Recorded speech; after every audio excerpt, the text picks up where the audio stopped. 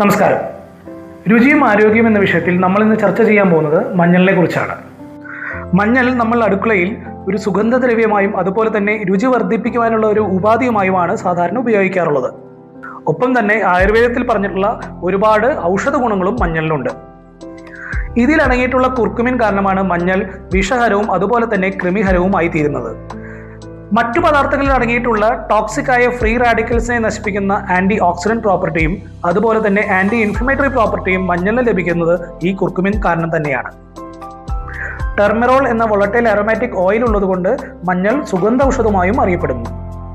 എന്നാൽ മായം കലർന്ന മഞ്ഞൾ ഇന്ന് മാർക്കറ്റിൽ സുലഭമാണ്. അത് നമ്മളിൽ ഒരുപാട് ആരോഗ്യ പ്രശ്നങ്ങൾ ഉണ്ടാക്കുകയും ചെയ്യും. ഇത് നമുക്ക് വളരെ സുഗമമായി കണ്ടുപിടിക്കുവാനും സാധിക്കും. ഒരു ഗ്ലാസ് ചൂടുവെള്ളത്തിൽ ഒരു നുള്ളു മഞ്ഞൾപ്പൊടി ഇടുക. 30 മിനിറ്റ് നേരം അനങ്ങാതെ വെക്കുക. വെള്ളത്തിൽ ഒരു ക്ലൗഡി അപ്പിയറൻസ് ഉണ്ടെങ്കിൽ ഉറപ്പായും അതിൽ അഡൾട്രൻസ് അല്ലെങ്കിൽ മായം ചേർന്നിട്ടുണ്ടെന്ന് ഉറപ്പാണ്. ചെറിയ തോതിൽ എരിവും കയ്പ് രസവും അടങ്ങിയതാണ് മഞ്ഞൾ.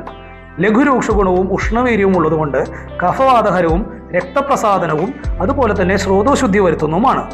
മേൽപ്പറഞ്ഞ ക്രിമിഹര ഗുണങ്ങൾ ഉള്ളതുകൊണ്ട് അടുക്കളയിൽ പഴവർഗ്ഗങ്ങളും അതുപോലെ തന്നെ പച്ചക്കറികളും കഴുകുവാൻ വെള്ളത്തിനൊപ്പം അല്പം മഞ്ഞൾപ്പൊടി ചേർക്കുന്നത് വളരെ നല്ലതാണ്.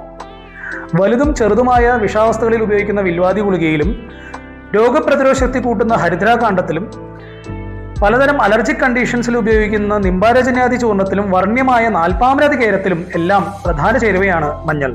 എട്ടുകാലി വിഷം പോലെയുള്ള അവസ്ഥകളിലും മഞ്ഞൾ വിൽവാദി ഗുളികയുടെ ഒപ്പം തേച്ചിടുന്നത് വളരെ ഉപകാരപ്രദമാണ്.